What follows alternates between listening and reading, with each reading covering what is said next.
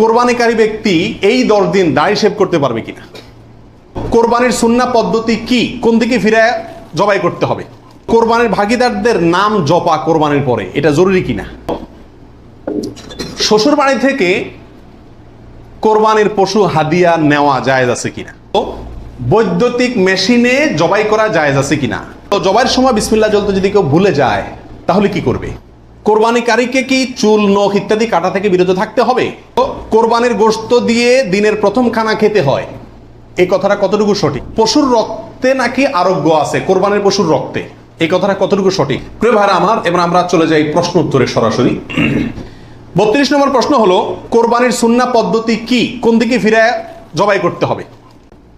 এর উত্তর হলো, কোরবানির সুন্নাহ সম্মত পদ্ধতি হলো পশুকে মাথা দক্ষিণ দিকে দিয়ে পাও কেবলামুখী করে তারপরে বিসমিল্লাহি আল্লাহু আকবার বলে কি করতে হবে? জবাই করতে হবে। জবাই করার ক্ষেত্রে সাধারণত পশুর কানকে গলার দিকে টেনে ধরলে যে জায়গায় এসে কান থামে ওই জায়গা বরাবর যদি ছুরি চালানো হয় তাহলে খুব দ্রুত পশুর জবাই হয়ে যায়, কষ্ট কম হয়, হাঁডি টাডির উপরে যায় না সাধারণত। বাকি এই জায়গাটা ধরে যেখানে হাড্ডি নেয় সেখানে ছুরি চালানো এবং পশ্চিম দিকে ফিরিয়ে দক্ষিণমুখী করে করা। যদি কেউ অন্য কোনো দিকে ফিরে করে ফেলে তাহলেও তার কোরবানি হয়ে যাবে, কিন্তু এটা সুন্নাহর খেলাফ হলো। রাসূল আকরাম সাল্লাল্লাহু আলাইহি সাল্লাম থেকে এভাবে কোরবানি করাটাই প্রমাণিত আছে। 32 নম্বর প্রশ্ন হলো, কোরবানির ভাগীদারদের নাম জপা কোরবানির পরে এটা জরুরি কিনা? আপনারা দেখবেন ভাগীদারে কোরবানি যদি দেয় তার লিস্ট লিখতে লিখতে অবস্থা খারাপ হয়ে যায়, এবং যিনি কোরবানির পশু জবাই করেন ওই হুজুর নাম নিতে নিতে অবস্থা খারাপ। আল্লাহর নামে এতবার নেয় কিনা সন্দেহ, এতবার ওই ভাগীদারদের নাম নেয়, কারণ ভালো করে নাম নিলে টাকা পাওয়াও, কোরবান জবাইয়ের টাকা পাওয়াও কঠিন হয়ে যাবে। তো এটা জরুরি কিনা? উত্তর হলো, এটা মুস্তাহাব। কোরবানি করার পরে আল্লাহুম্মা তাকাব্বালহু মিন ফুলান ফুলান ফুলান, আল্লাহ এটাকে অমুকের পক্ষ থেকে নাম ধরে তাদের পক্ষ থেকে কবুল করুন, এরকম বলাটা মুস্তাহাব, উত্তম। রাসূল আকরাম সাল্লাল্লাহু আলাইহি ওয়াসাল্লাম নিজেও বলেছেন, আল্লাহ এটা আমার পক্ষ থেকে কবুল করেন, এটা আমার উম্মতের পক্ষ থেকে কবুল করেন, আমার পরিবার, এটা আমার উম্মতের পক্ষ থেকে। তাহলে এভাবে সবার পক্ষ থেকে কোরবানি যে কজন দিচ্ছে তাদের পক্ষ থেকে কোরবানি হচ্ছে এই কথাটা, এবং তাদের পক্ষ থেকে আল্লাহ কবুল করেন, এটা বলাটা উত্তম, মুস্তাহাব কিন্তু কিনা কোনো কারণে যদি এটা কেউ বলতে ভুলেও যায়, নিয়ত যেহেতু আছে আল্লাহ জানেন, অতএব কি হয়ে যাবে? কোরবানি হয়ে যাবে।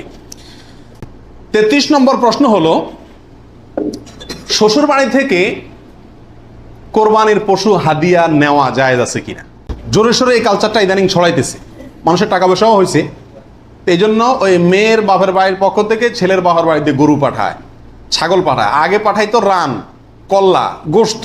এখন গোশত, কল্লা আর রানে জামাইরাও খুশি না আর বাপ মাও দিয়া সন্তুষ্ট না, এই জন্য পাঠায় ডাইরেক্ট গরু বা ছাগল। এটা জায়েজ আছে কিনা? উত্তর হলো, যদি হাদিয়া হিসাবে দেয় তাদেরও সামর্থ্য আছে, অভাব নাই, আর এটা লোকচক্ষু ভয়ে অথবা সমাজের মানুষের বলার ভয়ে বা অন্য কোনো কারণে না দেয়, এমনি আসলে হাদিয়া দিছে, তাহলে তো হাদিয়া নেওয়া তো জায়েজ আছে, বরং সুন্নাত। কিন্তু যদি এটা হয় যে না দিলে জামাই কি বলবে, জামাইয়ের মা খোঁচাবে, অমুকরা খোঁচাবে, তমুকরা খোঁচাবে, এসব কারণে যদি দেয় তাহলে সেটা গ্রহণ করা জামাইয়ের পরিবারের জন্য কি হবে না? জায়েজ হবে না। এবং এটা খুবই বাজে একটা কালচার। উচিত তো হলো জামাই বাবা জিয়ে শাশুড়ির জন্য, শ্বশুর বাড়ির জন্য গরু ছাগল পাঠানো, এটা হলো উচিত। কারণ তারা সারা জীবন এই মেয়েটাকে বড় করে লাখ লাখ টাকা ইনভেস্ট করে মানুষ করে আমাকে দিয়ে দিছে, আমি বছরে বছরে একবার করে তাদের একটা গরু ছাগল দিতে পারলে ভালো হয়। খবরদার আবার শ্বশুর বাড়িতে দিলেন, বাহর বাড়িতে কিছুই দিলেন না, অনেকে আছে শ্বশুর বাড়ির অন্ধ, আবার সেটাও আবার সঠিক না। ব্যালেন্স রাখতে হবে, আল্লাহ তৌফিক দান করুন। 35 নম্বর প্রশ্ন হলো, বৈদ্যুতিক মেশিনে জবাই করা জায়েজ আছে কিনা? আপনারা জানেন যে উন্নত দেশগুলোতে বৈদ্যুতিক মেশিন দিয়ে জবাই করার একটা কালচার প্রচলিত আছে, বা অটোমেটিক মেশিন দিয়ে জবাই করার কালচার আছে। এটা দিয়ে জবাই করলে জবাই হবে কিনা? উত্তর হলো, পশু জবাই হওয়ার জন্য শর্ত হলো পশুর নির্দিষ্ট কয়েকটা রগ আছে, রগগুলা কাটা যেতে হবে এবং রক্ত প্রবাহিত হইতে হবে। যদি কোনো বৈদ্যুতিক শক ইত্যাদির মাধ্যমে পশুকে দুর্বল করে ফেলা হয়, যে দুর্বল করার ফলে অনেক সময় বাঁচে কিনা এটাই সন্দেহ হয়, এরপরে ছুরি চালানো হয়, তাহলে ওই পশু দিয়ে কোরবানি করা জায়েজ হবে না, কারণ যে দুর্বল বানায় তাকে কি করা হচ্ছে? জবাই করা হচ্ছে, বিধায় এটা জায়েজ নাই। আর যদি ছুরি দিয়ে করা হয় এবং মানুষের হাত না লাগে এবং বিসমিল্লাহ বলা হয়, মুসলমানে সুইচ চালায়, তাহলে সেক্ষেত্রে ছুরি দিয়ে যদি জবাই হয়, কাটা যায়, তাতে কি হবে? কোরবানি হয়ে যাবে ইনশাআল্লাহ, এবং জবাই বিশুদ্ধ হবে। 35 নম্বর প্রশ্ন হলো, জবাইয়ের সময় বিসমিল্লাহ বলতে যদি কেউ ভুলে যায় তাহলে কি করবে? এর উত্তর হলো, নিজের পশু তো নিজে জবাই করা উত্তম, যারা প্রফেশনাল জবাই করেন মৌলভী সাহেবরা, তারা তো ভুলের কথা না, কারণ তাদের অভ্যাসই আছে। নিজেটা নিজে করতে গেলে ডরে ভয়ে ভুলেও যেতে পারে। যদি কেউ ভুলে যান, ভয়ের কোনো কারণ নাই। মুসলমান যদি ভুলেও যায়, তবুও সেই পশু হালাল হবে, খাওয়া হারাম হবে না। ইচ্ছাকৃত যদি কেউ বিসমিল্লাহ না বলে, সেটা ভিন্ন কথা, সেটা সমস্যা আছে। কিন্তু ভুলে যদি বিসমিল্লাহ না বলে, তাতে পশু হালালই থাকবে, হারাম হবে না ইনশাআল্লাহ। 36 নম্বর প্রশ্ন হলো, কোরবানিকারীকে কি চুল, নখ ইত্যাদি কাটা থেকে বিরত থাকতে হবে? উত্তর হলো হ্যাঁ। নবী রাসূলুল্লাহ সাল্লাল্লাহু আলাইহি ওয়াসাল্লাম বলেছেন, মান আরাদা আন ইউদাহিয়া, যে ব্যক্তি কোরবানি করার ইচ্ছা রাখে, পোষণ করে, ফালা ইয়াখুয মিন শা'রিহি ওয়া আযফারিহি শাইআ, সেই জন্য তার নখ, চুল ইত্যাদি কোনো কিছুতে হাত না দেয়। কোরবানির ঈদের 10 দিন আগে, চাঁদ যেদিন উঠবে ওই দিন থেকে নিয়ে ঈদের দিন পর্যন্ত এগুলো করা যাবে না। কি করা যাবে না? চুল, নখ ইত্যাদি কাটা যাবে না, কাটবে না কোরবানিকারী ব্যক্তি। কোরবানি দেওয়ার পরে চুল, নখ ইত্যাদি কাটবে, এটা খেয়াল রাখা উচিত। 37 নম্বর প্রশ্ন হলো, কোরবানিকারী ব্যক্তি এই 10 দিন দাড়ি শেভ করতে পারবে কিনা? জটিল একটা প্রশ্ন। কোরবানি করবেন, বাকাওয়াতি করবেন, খুব ভালো কথা, জায়গায় এসে ধরা গেছেন, দাড়ি শেভ করতে পারবেন কিনা? উত্তর হলো না। দাড়ি তো কোরবানি করলেও শেভ করা যাবে না, না করলেও শেভ করা যাবে না, এটা তো সর্বাবস্থায় চাঁচা হারাম। সেক্ষেত্রে কোরবানির এই সিজনগুলোতে এসে গুরুত্বটা আরো বাড়ে। একে তো এমনি হারাম, আবার কোরবানি করছেন, সেজন্য নবী সাল্লাল্লাহু আলাইহি ওয়াসাল্লাম বলছেন আপনি যেন না ধরেন, এগুলোতে হাত না দেন।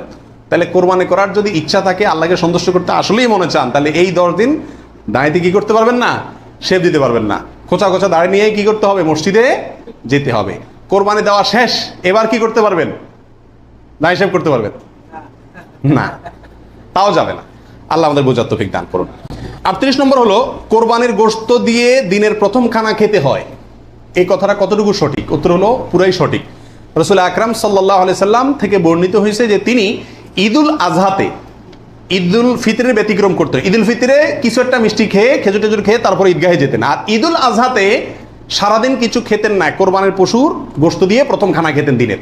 অতএব আপনি গরু দেন, ছাগল দেন, যেটা দিয়ে কোরবানি করেন, দিনের প্রথম খানা কি দিয়ে হওয়া উত্তম? ওই গোশত দিয়ে হওয়া উচিত। গোশতটা তো আল্লাহকে দিয়ে দিয়েছেন, আল্লাহর নামে জবাই করছেন, আল্লাহ আপনাকে হাদিয়া দিয়েছেন। এই জন্য আল্লাহর হাদিয়ার আগে একটু পেটটা খালি রাখেন, আকর্ষণ করে খান, তাহলে ইনশাআল্লাহ সেটা আপনার জন্য, আপনার আল্লাহর হাদিয়াকে আপনি মূল্যায়ন করলেন, সেটা প্রমাণ হবে। 39 নম্বর প্রশ্ন হলো, পশুর রক্তে নাকি আরোগ্য আছে, কোরবানির পশুর রক্তে, এই কথাটা কতটুকু সঠিক? কোন কোন এলাকাতে আমি নিজের চোখে বহুবার দেখার দুর্ভাগ্য হয়েছি, অনেকে দেখা যায় কোরবানির পশু জবাই করার সময় রক্তগুলা একটা বাড়িতে করে নিয়ে যায় গরম গরম, এরপরে নিয়ে পোলা পানিরে খাওয়ায়। এটা খাওয়াইলে বলে অনেক রোগ বালাই ভালো হয়। বুঝে আসছে কথা? এটা সম্পূর্ণ কুসংস্কার। কোরবানির পশুতে কোনো আরোগ্য নাই, এটা ভুল ধারণা, এটা থেকে বেঁচে থাকা উচিত।